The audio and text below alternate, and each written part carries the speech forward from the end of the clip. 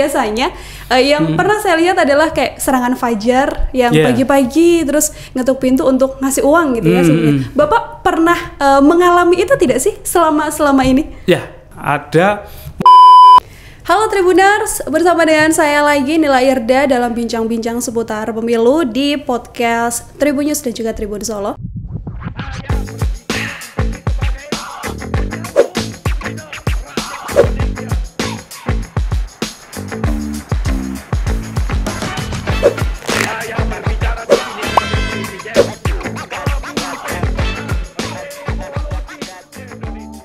Hari ini masih akan membahas seputar pemilu bersama dengan pihak yang berkaitan dengan pemilu yang pastinya Tribuners. Dan setelah kemarin rasanya Nila sudah pernah ngobrol dengan KPU ya. Kali ini kita ngobrol dengan pengawasnya, yaitu Bawaslu. Sudah ada di studio podcast kita Tribuners. Kita sapa dulu, ada Bapak Taryono, Ketua Bawaslu Boyolali. Assalamualaikum Bapak. Waalaikumsalam warahmatullahi wabarakatuh. Bagaimana, sehat ya? Alhamdulillah Bapak ya? Harus sehat itu. Dalam kondisi seperti ini harus tetap sehat. Iya, betul sekali. Bapak, kemarin saya sempat mengobrol dengan KPU yang mana KPU persiapannya juga sudah dimulai begitu ya untuk nanti gelaran serentak pemilu di 2024. Kalau Bawaslu ini kan pengawasnya begitu. Apakah juga sudah mempunyai kesibukan yang sama atau seperti apa agendanya sekarang ini? Baik, terima kasih Mbak. Memang benar. Jadi Bawaslu dan KPU itu kan sama-sama penyelenggara pemilu. Penyelenggara pemilu ada tiga, KPU, Bawaslu, dan DKPP. Nah, begitu Bawaslu mencanangkan tanggal 14 Juni kemarin ini mulai berlakunya tahapan pemilu, otomatis Bawaslu juga harus sudah mulai juga. Tanggal 14 Juni pun kita melakukan apel bersama serentak seluruh Indonesia, kita melakukan apel pengawasan. Nah, karena memang kewenangan Bawaslu di Undang-Undang Nomor 7 saya itu adalah salah satu mengawasi setiap tahapan pemilu. Nah, begitu KPU mencanangkan tanggal sekian dan diundangkan tanggal sekian untuk tahapan dimulai, Bawaslu pun demikian. Kita juga sudah mulai melakukan persiapan-persiapan ya untuk terlaksana pemilu ini. Karena pengawasan kan tidak bisa berhenti. Iya betul. Kayak gitu. Berarti startnya sama ya Bapak sama, ya? Bareng sama KPU bareng dimulai. sama KPU, betul. Kalau sekarang berarti agendanya contohnya seperti apa saja Pak? Baik. Sekarang ini kan tahapannya sebenarnya kan baru nanti pendaftaran partai politik. Sedangkan pendaftaran partai politik ini kan masih ada di pusat ya, di KPU RI, sehingga kita belum melakukan pengawasan di daerah. Nah, kita sekarang ini baru melakukan pengawasan kepada DPT berkelanjutan. Nah, jadi kan, dan itu kita juga melakukan sosialisasi Mbak. Bawaslu harus bisa mengenalkan kepada masyarakat bagaimana sebuah demokrasi, sebuah pemilu kepada masyarakat, memberikan edukasi kepada masyarakat, bagaimana masyarakat ini bisa mengikuti pemilu. Nah, ini lebih lebih maju lagi, lebih dewasa. Yang kekurangan tahun kemarin akan lebih baik oleh sekarang kan gitu ya. Kita lakukan sosialisasi, melakukan kerjasama dengan pihak-pihak lain. Contoh salah satu sosialisasi di Bawaslu Boyolali ini juga lewat YouTube kami, lewat web kami, Instagram dan Facebook. Ini kita selalu di-upload terus kegiatan kita, juga sosialisasi kegiatan. Bagaimana menjadi masyarakat bisa tahu melaporkan pelanggaran kepada Bawaslu.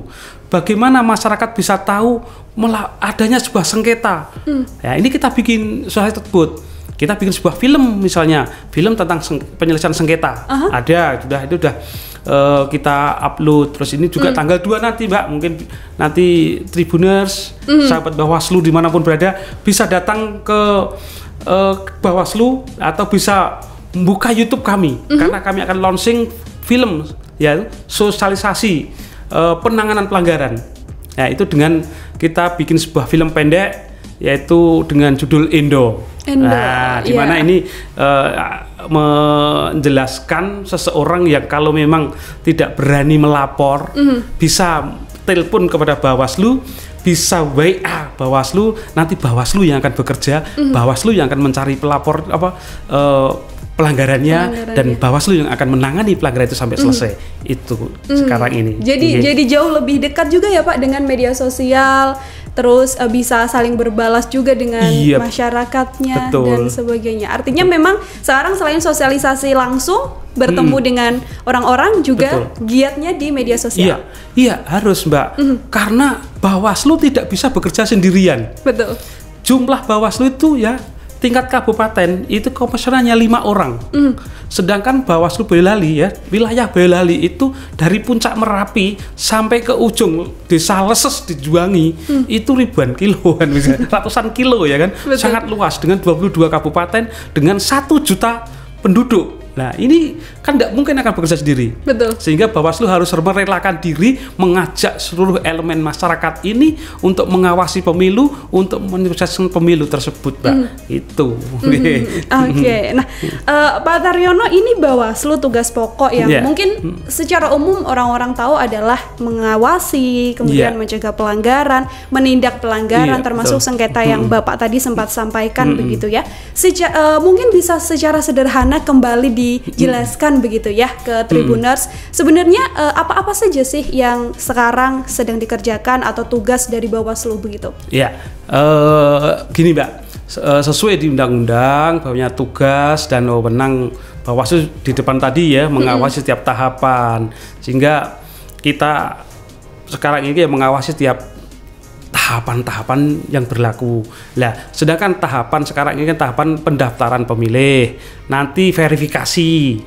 Ya, sebentar lagi bulan Agustus kalau nggak salah itu sudah melakukan, kita ada verifikasi partai politik. Nah, ini yang sangat berat, verifikasi partai politik, Mbak. Karena verifikasi partai politik nanti kita bisa meneliti satu persatu orang yang masuk sipol. Misalnya Mbak Nila masuk di sipol partai politik A, bener nggak?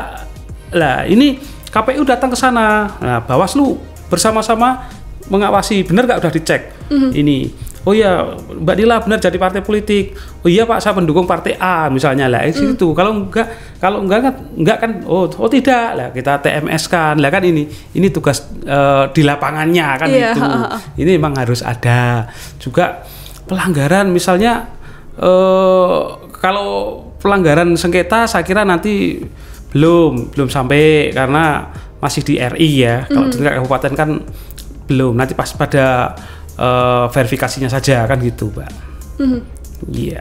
Jadi memang mengawasi dari awal proses pemilu itu mulai dilakukan ya. Betul, dari awal sampai selesainya pemilu, sampai nanti pelantikannya itu pun dari kita.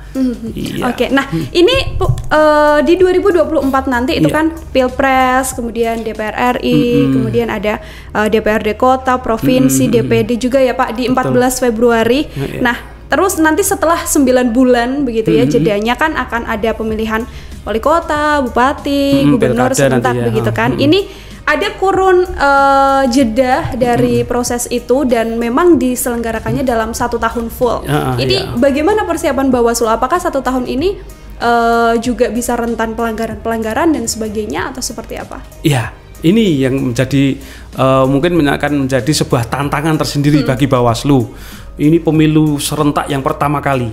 Nanti begitu kita kan pileg pilpres ya, mungkin pilpres mungkin bisa 2 tahap ya, betul. Terus nanti juga disusul pilihan gubernur, wakil gubernur, bupati dan wakil bupati, yang itu waktunya ini pileg pilpres itu belum selesai tapi sudah tahapan pilihan gubernur itu sudah mulai. Nah, ini jadi Bawaslu memang harus mempersiapkan yang benar-benar benar-benar baik. Nah, makanya Bawaslu hari ini membentuk atau memetakan kerawanan titik nanti kemungkinan terjadi pelanggaran. Ya, misalnya di wilayah ini kemungkinan akan terjadi pelanggaran netralitas ASN misalnya. Di sini akan terjadi mobilisasi masyarakat oleh suatu partai misalnya. Lah ini kita tata, kita petakan kan gitu. Juga dalam waktu dekat ini ya, sesuai undang-undang bahwasanya Bawaslu harus segera membentuk panitia ad hoc. Di mana panitia ad hoc itu adalah Panwascam, pengawas desa, dan baru pengawas desa. Kalau pengawas TPS hanya 1 bulan masa kerjanya kan. Tapi ya ini yang harus sudah kita siapkan. Padahal kita mencari orang untuk pengawas kecamatan. Satu kecamatan itu kan 3 orang yang memiliki kualifikasi yang seperti undang-undang. Ini juga sebuah tantangan tersendiri. Satu, harus lulusan SMA, usia minimal 25 tahun. Terus pendidikan tadi ya juga tidak boleh rangkap misalnya PNS atau apa, nanti kan harus ada izin dari pimpinan. Nah, ini sebuah tantangan.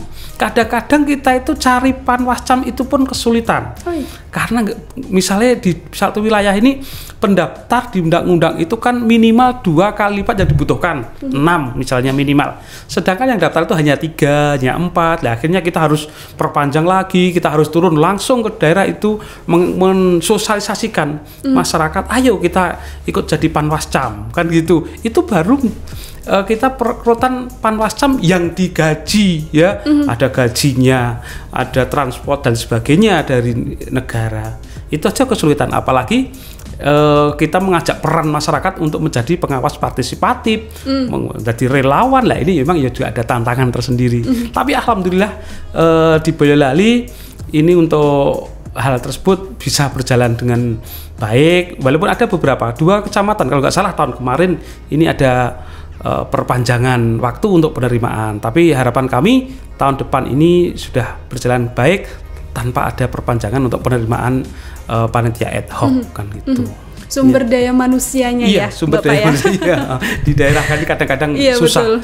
Ya kalau di daerah yang berpendidikan yang di kota ya, itu pendidikan rakyatnya udah maju mungkin lebih mudah. Tapi di daerah yang pendidikannya itu kurang maju, misalnya mencari lulusan SMA ya, dengan usia minimal 25 tahun yang mungkin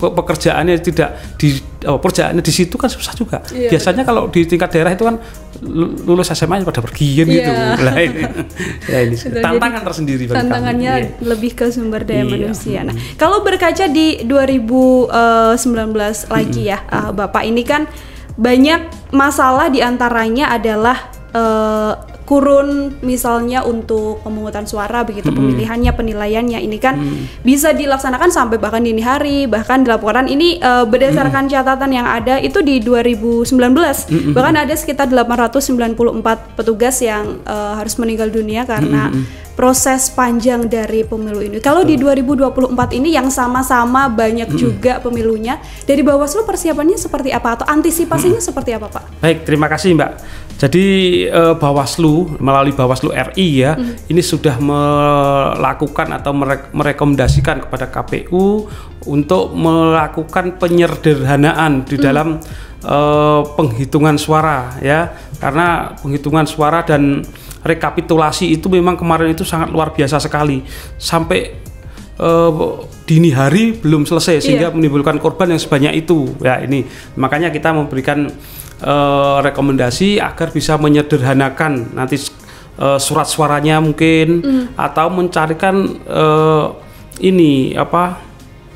terobosan-terobosan agar tidak terjadi penghitungan yang lama tersebut. Dan untuk hal tersebut, agar misalnya terjadi sesuatu pun, dari Bawaslu ini sudah memberikan atau mengasuransikan setiap anggota dari tingkat kabupaten sampai tingkat tingkat TPS itu sudah kita asuransikan, sehingga kalau terjadi sesuatu ini sudah ada penjaminnya. Misalnya di tahun 2019 ini ada 2 Panwascam kami yang meninggal dunia, walaupun meninggalnya itu tidak pas pada saat proses itu, tapi masih menjabat. Itu juga dapat asuransi ya. Terus juga ada pengawas TPS kami yang sakit saat penghitungan suara karena kecapean, itu juga kita dapat asuransi. Nah, itu salah satu usaha kami agar masyarakat juga bisa ini loh, Bawaslu ini care juga dengan bertanggung jawab, bertanggung juga jawab ya, dengan organ-organnya kan gitu. Iya. Kalau kemungkinan misalnya seperti pengetatan petugasnya begitu, kayak misalnya seleksinya begitu ya Pak, diketatkan untuk mengantisipasi hal-hal seperti kelelahan, itu juga mungkin tidak untuk dilakukan pengetatan. Ya, gini, kalau masalah pengetatan, pelatihan dan sebagainya sudah kita lakukan semaksimal mungkin. Dan tidak lupa Mbak, Bawaslu itu dengan anggotanya ya, jadi sampai pengawas TPS ini kita selalu beli, kita suplemen, kita tidak pernah lupa. Pasti kita selalu kasih terus. Itu sampai kemarin itu 1 bulan penuh, pokoknya tiap ada terus.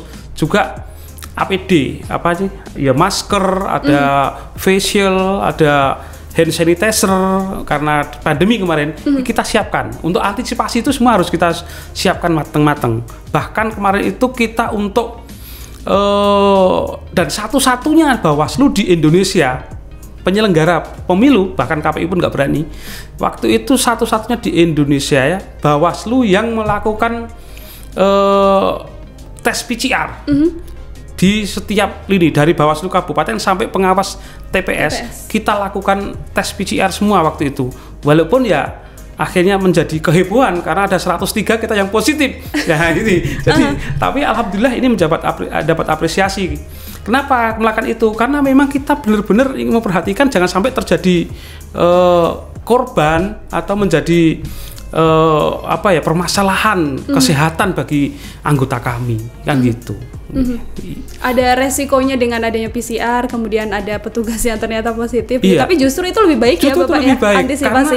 Karena itu antisipasi kami sehingga waktu yang luang yang positif bisa kita berikan pengobatan, kita bisa sembuh, dan yang tidak ya kita kasih vitamin sehingga nanti pas hari ini benar-benar fit semua. Ini kita, dan alhamdulillah tahun 2020 kemarin kita semua kondisi fit semua. Kan gitu. Ya, meskipun di tengah pandemi juga, tapi lebih baik, dan semoga nanti di 2024 pandeminya juga sudah mulai turun ya. Amin. Bapak ya, semoga persiapannya juga semakin matang dan menghindari adanya mungkin petugas yang sampai meninggal dunia atau kelelahan. Oke. Nah, Pak Taryono kembali soal sosialisasi tadi. Ini kalau masalah sosialisasi Bawaslu, KPU kan juga melakukan begitu ya. Nah, ini dari data angka golput juga sudah masih lumayan tinggi begitu ya Bapak ya, dan bahkan sekarang anak-anak muda yang sebenarnya lebih mudah untuk ditarik agar ikut pemilu, tapi mereka juga kadang masih idealis untuk tidak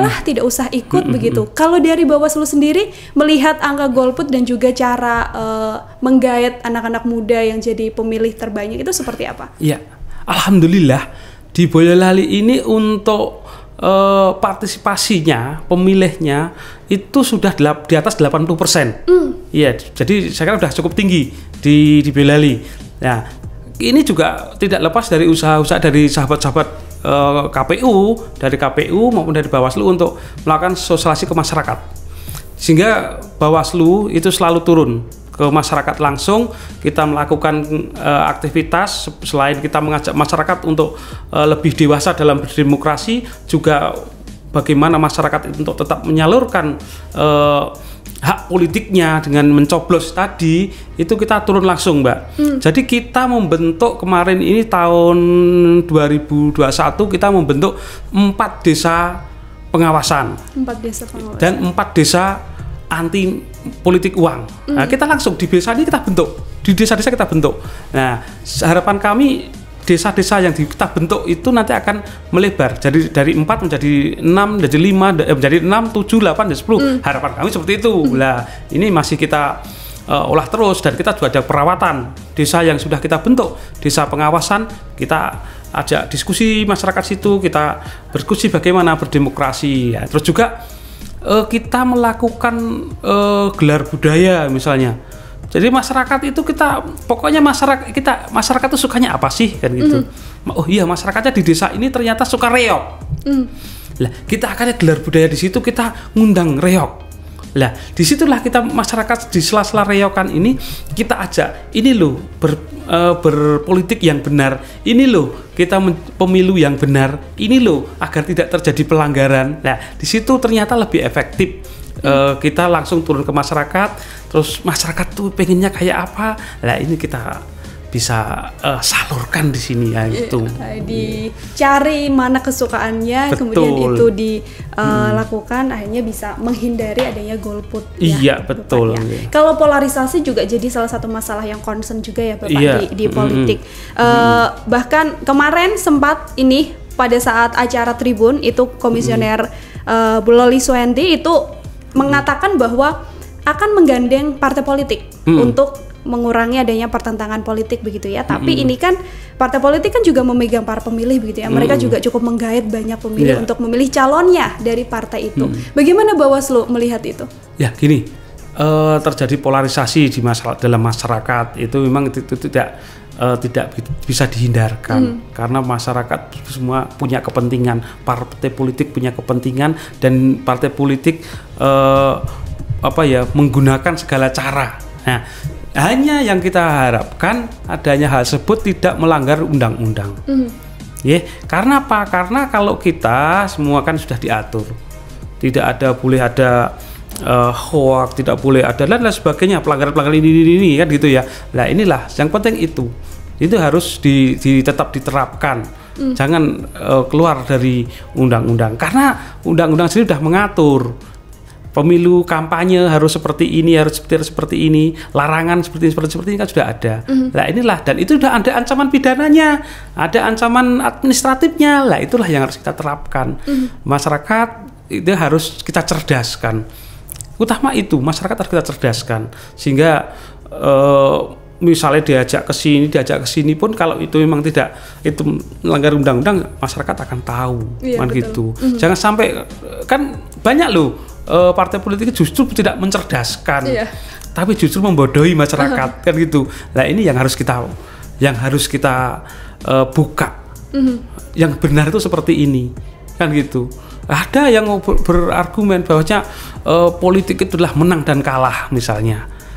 Bawaslu akan mencoba, politik itu bukan hanya sekedar menang dan kalah, tapi bagaimana politik itu adalah mencerdaskan, mensejahterakan rakyatnya. Itu output dari sebuah politik kan gitu Mbak. Ya, jadi jangan sampai justru malah kebalikan dari itu. Itu kan politik itu mencerdaskan dan juga mensejahterakan. Iya. Nah, selain yang juga mungkin tadi sempat Pak Taryono singgung juga, yaitu money politik, gitu ya, politik uang. Bahkan itu sebenarnya jadi masalah yang sudah jadi bahasan umum begitu ya Pak. Tapi terkadang mau menemukan buktinya itu juga ada kesusahan begitu ya. Kalau dari Bapak dan juga dari Bawaslu, antisipasinya untuk money politik? Ya, gini. Pertanyaan ini selalu ditanyakan dimanapun juga, ya. Dan Bawaslu itu kadang-kadang gini juga jawabnya. Seperti saya tuh punya senior saya, pengawas pemilu Jawa Tengah waktu itu, terus menjadi ketua Bawaslu RI, pernah mengatakan bahwasanya money politik itu bagaikan kentut katanya. Tercium baunya, tapi susah untuk membuktikan siapa yang melakukan itu kan gitu lah. Betul. Tapi Bawaslu tidak akan ketinggalan. Bawaslu akan bisa mencari kan gitu. Bagaimana money politik itu? Karena apa? Di dalam sebuah pemilu, apabila terjadi money politik, itu adalah awal dari kerusakan sebuah bangsa. Karena apa? Orang yang berpolitik dengan uang, dia pasti akan mencari kembaliannya. Kan gitu. Dan masyarakat, ya harapan kami masyarakat juga terbuka. Bawaslu selalu mengatakan di dalam sosialisasinya bahwasanya kita sekarang money politik mendapat uang 20.000, 50.000, tapi itu hanya dapat berapa? Lihat beli beras nggak ada, belum bisa mengenyangkan 1 bulan kan gitu. Tetapi kerugian kita adalah 5 tahun yang akan datang kita akan rugi kan itu. Nah ini yang selalu kita beratkan. Jadi kita ajak jangan hanya masyarakatnya, tapi kita juga ajak peserta pemilunya. Bahwasanya ini adalah yang merusak. Dan Bawaslu apakah ada? Ada. Dan pernah kita tindak. Ada satu caleg yang sempat kita lakukan penanganan pelanggaran dan kita pidanakan dan dipidana oleh pengadilan selama 1 bulan dan dibatalkan dia sebagai DCT sehingga tidak bisa mengikuti pemilu. Nah ini yang mungkin menjadi pembelajaran juga, bagi masyarakat, bagi caleg-caleg. Ayolah, ini loh terjadi bukti ada pelanggaran seperti ini dan ditindak. Dan kerugiannya dia juga kerugi besar karena tidak bisa maju terus kan itulah. Ini ya. Semoga ini menjadi perhatian masyarakat dan masyarakat juga akan menghindari itu. Kan gitu. Nah, untuk pencegahannya seperti dia katakan di depan tadi Mbak, Bawaslu Boyolali juga membentuk desa anti politik uang tadi. Hingga desa ini kita berikan edukasi bahwasanya kerugian politik uang itu seperti ini, kerugian kalau orang itu sudah menang tapi karena politik uang nanti kan seperti ini. Nah itu kita bentuk di desa-desa di Boyolali ini. Selain itu juga kita juga di YouTube kami, di Instagram kami juga kita dengan film ILM kami, ya iklan layanan masyarakat kami yang kita bikin dengan Mbah Bro dan Pak Ngerte itu yang selalu datang ke masyarakat mencerahkan masyarakat. Nah ini salah satu usaha kami untuk mengajak masyarakat untuk menghindari politik uang. Gitu. Politik uang yang bisa menjerat calonnya begitu ya Pak. Tapi kalau untuk masyarakat yang menerima juga sebenarnya ada jeratan pidananya tidak sih? Nah ini ada perbedaan. Di Undang-Undang Pilkada itu memang mengatur bahwasanya siapa pemberi dan siapa penerima itu diancam pidana. Nah, tetapi undang-undang yang baru di Undang-Undang Nomor 7 justru hanya yang memberi yang kena pidana. Lah ini sehingga ini nanti karena kadang-kadang undang-undang yang tidak konsisten ya, berubah dari undang satu ke undang lain berubah. Nah, ini memang menjadi tantangan tersendiri bagi masyarakat. Nah, ini tapi untuk itu selalu kita tekankan pada masyarakat, politik uang itu tidak baik, politik uang itu merusak, politik uang itu akan mengganggu kesejahteraan masyarakat. Itu yang harus kita tidak mencerdaskan dan tidak mencerdaskan bahkan sama sekali tidak mensejahterakan. Betul, kan gitu. Tidak mensejahterakan karena mungkin uangnya bisa dipakai untuk satu kali aktivitas begitu ya Bapak ya. Tadi juga tidak menjamin bahwa nanti selama proses si calonnya ini sudah jadi kesejahteraan masyarakat ini juga terjamin. Enggak, paling mana politik 50.000 habis buat jajan beli ngopi kan gitu. Tapi kalau kita demokrasi yang bersih, ya demokrasi yang bermartabat, sehingga terpilih pemimpin yang bersih, pemimpin yang benar-benar berpikir tentang kesejahteraan rakyatnya. Yang untung siapa? Yang untung ya rakyatnya, kan gitu. Nah inilah yang harus kita kita berikan pendidikan kepada masyarakat. Kan gitu. Semakin dewasa masyarakat, semakin dewasa demokrasi ini ya gitu. Betul sekali. Nah, kalau misalnya pas zaman-zaman memang hangat sebelum pemilihan begitu ya Bapak ya. Ini kalau di lingkungan pribadi Pak Taryono sendiri biasanya yang pernah saya lihat adalah kayak serangan fajar yang pagi-pagi terus ngetuk pintu untuk ngasih uang gitu ya sebenarnya. Bapak pernah mengalami itu tidak sih selama ini? Ya. Saya itu jadi pengawas pemilu sejak tahun 2005 ya. Ya itu memang ya mereka itu pinter. Kalau tahu ada saya tidak mungkin dia akan langsung ditindak ya Bapak ya. Tapi suara itu ada memang. Suara itu memang ada, hanya kita kan perlu bukti yang ini. Bahkan saya tuh pernah ada menangani perkara itu tahun 2010. Nah, 2010 itu ada orang yang membagikan amplop nah kepada masyarakat untuk memilih ini salah satu calon misalnya ya. Ini setelah saya proses, saya penanganan pelanggaran dan itu sudah masuk di kepolisian dan sudah P21 ya. Kalau sudah P21 berarti kan sudah tinggal penyidangan ya. Tapi karena waktu itu kan masih ad hoc, jabatan saya sudah habis dan waktu itu penggunaannya masih hukum acara pidana, jadi masih waktunya 20 hari tambah di kejaksaan 30. Nah ini kan kelamaan. Jabatan saya sudah habis. Akhirnya apa? Dari kejaksaan bilang, "Mas, iki wis rampung karpu P21 rata lanjut ke yo." Nah, saya sudah tidak bisa apa-apa karena sudah tidak menjabat. Tapi kalau sekarang sudah permanen seperti ini, Bawaslu punya kewajiban untuk mengawal ini sampai selesai. Karena di pidana ya, mana politik misalnya ya, pidana itu di tahap pertama kita pembahasan dengan Gakumdu itu tahap pertama kita adalah ada unsur enggak, tahap kedua, tahap ketiga, tahap keempat ini adalah putusan. Nah, sudah putusan pengadilan. Nah, jaksa banding apa enggak itu harus kita bahas di Gakumdu. Ya, yang terdiri dari Gakumdu terdiri dari Bawaslu, Kejaksaan dan kepolisian, penyidik lah. Ini jadi nanti semua akan terkontrol terus gitu, Mbak. Sudah bisa diantisipasi ya Bapak ya kalau di undang-undang aturan yang sekarang. Nah, ini kemudian tadi kan kita membahas soal pelanggarannya begitu. Kalau misalnya banyak yang mungkin belum dipahamin sama masyarakat, andai kata misalnya saya melihat ada pelanggaran pemilu begitu ya, bisakah langsung dibawa ke Bawaslu atau saya juga harus menyertakan bukti-bukti dulu atau seperti apa, Pak? Ya, jadi gini, penanganan pelanggaran itu ada metode. Satu itu karena laporan masyarakat, dua karena temuan. Nah, laporan masyarakat itu apabila masyarakat mengetahui adanya sebuah pelanggaran, jadi itu bisa langsung lapor ke Bawaslu, itu dengan membawa bukti-bukti. Ya, karena apa? Jadi buktinya apa? Misalnya ada surat, ada videonya, ada saksinya, lah kan gitu. Nah, itu bisa langsung dibawa. Nanti akan diproses oleh staf kami untuk diregister dan nanti dilanjutkan penanganan pelanggarannya. Nah, apabila seseorang ya, karena yang bisa melaporkan ini hanya tiga elemen, Mbak, yang bisa melaporkan, tidak semua bisa ya, hanya warga negara Indonesia yang memiliki hak pilih. Dua adalah peserta pemilu, partai politik, caleg dan sebagainya.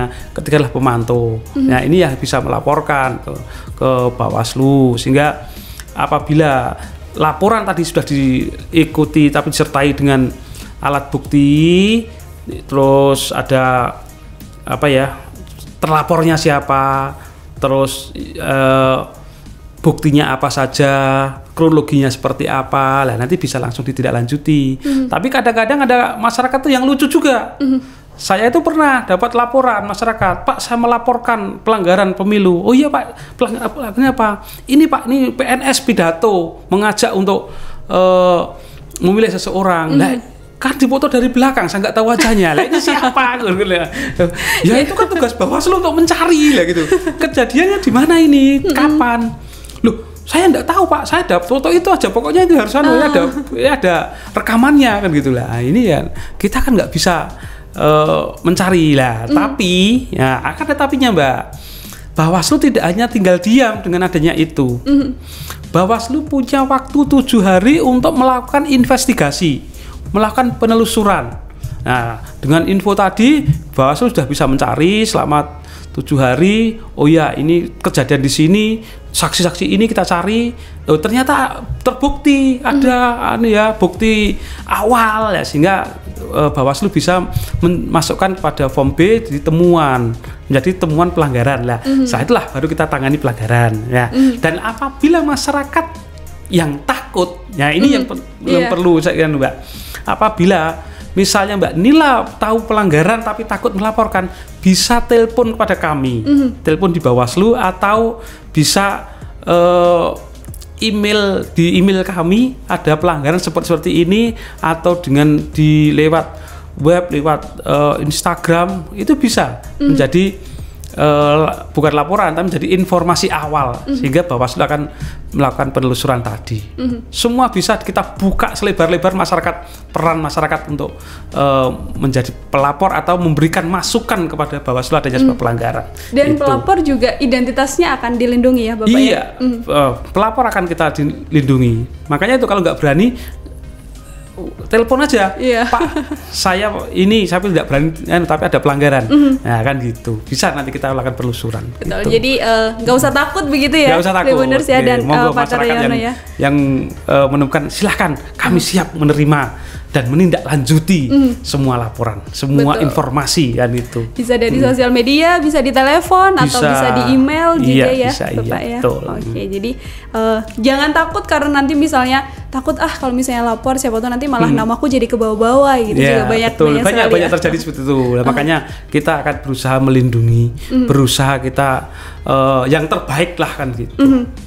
Oke. Nah, Pak Taryono ini ada seruan juga ya dari mantan Ketua Badan Pengawas Pemilu nih sempat ngasih alarm begitu ke Bawaslu karena pemilu serentak 2024 ini juga disebut-sebut akan meningkat pelanggarannya bahkan di luar jadwal dan pelanggaran yang digital begitu kan karena penetapan peserta pemilu di 14 Desember kemudian kampanyenya 23 November sampai Februari awal. Betul. Ini dugaan akan modus yang bisa dengan mudah dalam rentan waktu itu kan juga harus jadi concern juga ya Bapak ya. Itu seperti apa kalau dari itu kita melakukan pemetaan. Salah satu fungsi kita pemetaan kerawanan kan itu Mbak. Nah itu masuk dalam radar kami juga. Jadi nanti akan bisa memperhitungkan agar apa yang dikhawatirkan ini bisa kita tanggulangi sebelumnya kan gitu. Sehingga kalaupun terjadi pelanggaran kita sudah siap juga dalam penanganannya. Tetapi tugas Bawaslu yang utama itu adalah pencegahan. Jadi tugas utama adalah pencegahan. Cegah dulu pelanggaran ini. Jangan sampai terjadi pelanggaran kan gitu. Suksesnya Bawaslu adalah sukses apabila kita melakukan pencegahan tadi.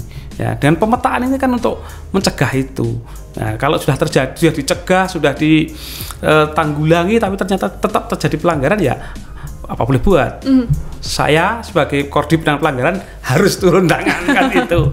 Iya kan gitu Mbak. Kalau di Boyolali selama Bapak menjabat begitu ya. Kalau misalnya dihitung dalam hitungan persen, ada pelanggaran itu bisa mencapai berapa persen kalau di Boyolali? Ya, gini aja Mbak. Saya tidak bicara tentang persenan kalau di pelanggaran. Yang jelas sejak tahun 2013 ya 2013 itu kita pelanggaran itu hampir 90 pelanggaran yang tercatat di kami.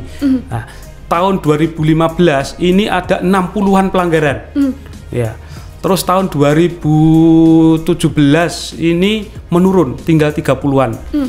Lah, tahun 2020 ini hanya 16 pelanggaran semakin yang tercatat semakin menurun ya. Dan itu pun yang indikasi pelanggaran pidana itu hanya 4 di tahun 2020. Nah, ini juga tidak lepas ya, semoga aja ya harapan kami itu tidak lepas dari sosialisasi kami untuk pencegahannya.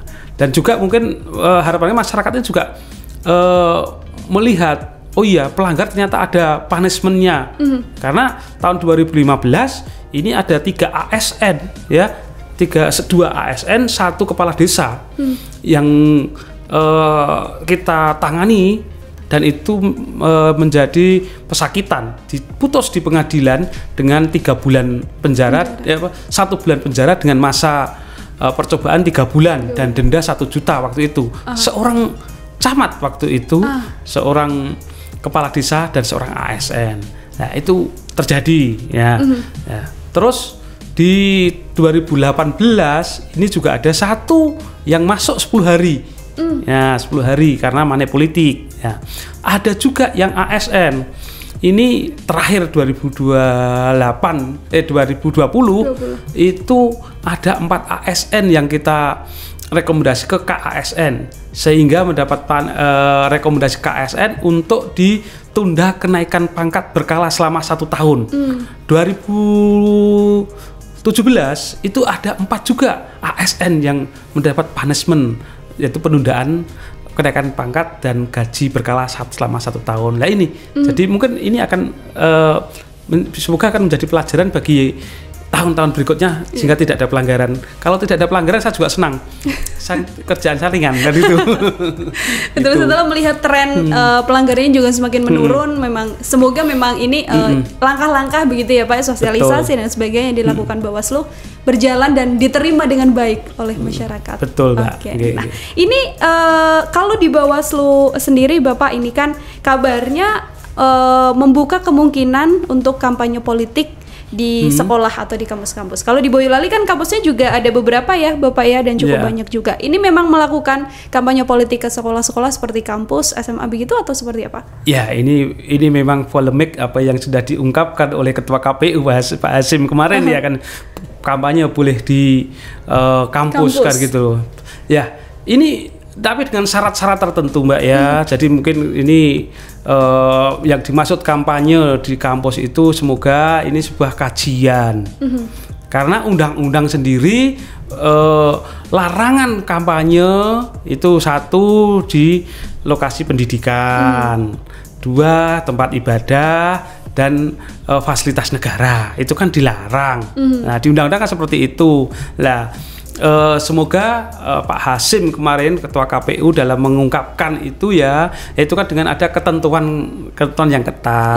Ya mungkin di kampus itu boleh kampanye tapi dengan kajian akademik kan gitu, bukan sebuah kampanye seperti di lapangan gitu ya, tapi kajian akademik ya, jadi tidak ada keseimbangan kan gitu antara partai, mungkin ada beberapa partai bersama kita kajian akademik. Semoga seperti itu. Kalau kampanye seperti saya kira di Undang-Undang 7 itu sangat jelas larangan berkampanye itu di tempat pendidikan, di fasilitas negara, tempat ibadah itu kan dilarang. Nah, itulah nanti ya coba nanti kita lebih diskusikan lagi ini dengan ini karena masih terjadi perdebatan juga itu. Artinya sekarang dari Bawaslu Boyolali tidak menggunakan acuan untuk berpolitik berkampanye di kampus itu atau seperti apa Pak? Iya. Saya kira gini, karena kita satu ya ini kan belum tahapan kampanye ya. Yang kedua bahwasanya Bawaslu tetap berpatokan pada norma hukum yang berlaku. Jadi Bawaslu tidak akan keluar dari norma hukum. Ya kecuali kalau hukum itu sudah dicabut, hukum itu sudah tidak diberlaku, lah itu monggo. Tapi kami tetap berlaku pada norma hukum yang ada. Masih disesuaikan gitu dengan aturan yang ada. Iya ya, betul. Ya. Oke, ini kepekaan masyarakat kemudian Pak Taryono tadi misalnya ada masyarakat umum begitu ya yang inginlah ikut sama-sama untuk mengawasi pemilu begitu. Apakah seluruhnya bisa ikut atau mungkin ada syarat-syarat tertentu kalau misalnya ada masyarakat umum biasa begitu yang ingin ikut untuk jadi pengawas pemilu? Ya. Jadi kalau pengawas pemilu itu yang utama ya, pengawas pemilu itu yang utama kan netralitas. Tidak partisan. Lah kan gitu. Nah, pertanyaan ini memang sangat tepat sekali pada saat ini, Mbak. Karena saat ini adalah Bawaslu sedang membuka pendaftaran pemantau pemilu. Ya, jadi di Bawaslu Boyolali sudah ada 2 lembaga yang berkonsultasi untuk mendaftar pemantau pemilu seperti di KIP ya, Komisi Independen Pemantau Pemilu, dan Forabi Boyolali yang kemarin sudah rencana nanti akan menjadi pemantau pemilu. Nah, kalau pemantau pemilu kan ada aturan-aturan yang lebih karena diatur di undang-undang lebih spesifik kan gitu. Nah, di luar itu Bawaslu Boyolali ini juga membuka selebar-lebarnya peran masyarakat untuk menjadi pengawas pemilu. Selain di pemantau atau penyelenggara ad hoc itu ya, kita juga melakukan pendidikan politik masyarakat atau membuka pengawas partisipatif. Ya, kita membuka sekolah pengawas partisipatif. Ya, ini untuk pemilih pemula misalnya. Juga kita Sambang Sedulur, nah ini aja ILM Sambang Sedulur ya, agar masyarakat bisa menjadi pengawas pemilu. Juga kita go to school, Bawaslu go to school, kita mengajak sekolah-sekolah untuk menjadi pengawas pemilu, adik-adik ini siswa menjadi pemantau pemilu, pengawas partisipatif pemilu kan gitu. Nah dengan syarat ya tadi harus ada independen dan tidak partisan. Karena kalau partisan pengawas partisipatif tapi dari partai politik, nanti yang diawasi partai politik lawannya kan gitu. Nanti yang partainya sendiri tidak diawasi kan gitu. Nah ini harus kita hindari. Kita harus seimbang, pengawas partai pengawas itu juga harus seimbang. Tidak boleh yang lain tapi dirinya tidak diawasi kan gitu. Artinya ada seleksinya nanti Bapak atau langsung bisa dimasukkan saja orang-orang yang ingin ikut mengawasi pemilu? Iya, kalau pemantau pemilu pasti pakai seleksi, Mbak. Seleksi yang sangat ketat. Karena itu bahkan kalau pemantau pemilu itu anggarannya pun harus kita seleksi, harus kita cari anggarannya dari mana, anggotanya siapa saja, itu juga harus kita seleksi. Yang kita verifikasi ya, bukan kita seleksi, kita verifikasi. Kalau sekolah kader pengawasan itu juga melalui seleksi yang ketat. Karena di Bawaslu kemarin itu pendaftarannya hampir 100-an. Ya, yang kita terima kita hanya 60 orang yang kita ikut pendidikan di tingkat dasar, gitu. Kan kebetulan di Boyolali tidak ikut sampai tingkat berikutnya, hanya tahun 2019 satu orang pengawas partisipatif, ini seorang mahasiswa dari perguruan tinggi di Solo ini, kita sampai ke tingkat nasional, yaitu bisa di Bogor waktu itu bukan pendidikan sekolah kader pengawas partisipatif kan itu. Oke. Nah, ini sebelum nanti kita tutup begitu ya Pak bincang-bincang ini. Sedikit mungkin bisa dijawab Pak Taryono. Kalau misalnya ini pemilunya Pilpres, kemudian DPR RI, DPD dan sebagainya, yang paling rawan untuk adanya pelanggaran itu di pemilihan apa? Ini Bawaslu tidak akan mengatakan mana yang paling rawan. Tetapi semua kita anggap ini harus kita petakan rawan, sehingga kita tetap selalu waspada, kan gitu. Kalau nanti kita mengatakan pilkada lebih rawan, nanti justru nanti gini di yang pileg pilpres nanti kita akan abai, kan gitu. Kita kurang maksimal lah. Kita harus sama-sama rawan, gitu. Tetapi secara titik kerawanan memang kalau pileg itu lebih kencang ya, karena harus berhadapan, yang dipilih itu sebelah-sebelahnya, tetangga-tetangganya, kan calegnya banyak ya kan, kadang-kadang satu partai politik pun bertetanggaan nyalek kan gitu ya. Ini memang perlu pemetaan yang lebih lebih kuat lagi kan gitu. Caleg ya Pak Taryono ya. Tapi kalau pilpres misalnya itu mereka pada fokus pada pileg pilpresnya kan gitu. Ya ini pemetaan kami yang lebih kan gitu. Oke, ada pemetaan yang jadi poin paling krusial, tapi ada yang pemetaan memang semua dianggap rawan, tapi juga lebih umum gitu ya, pelanggarannya lebih sedikit. Oke, nah lalu kalau dari Pak Taryono sendiri kan Ketua Bawaslu Boyolali ikut dalam gelaran nanti di 2024 yang sangat besar begitu kan, hajat Indonesia. Harapannya apa Pak untuk gelaran pemilu nanti? Harapan kami ya, hampir semua harapan pengawas pemilu di seluruh Indonesia, pemilu ini berjalan dengan lancar, pemilu ini tidak banyak pelanggaran, martabat pemilu akan naik dan pemilu ya diakui oleh masyarakat luas. Itu aja gitu.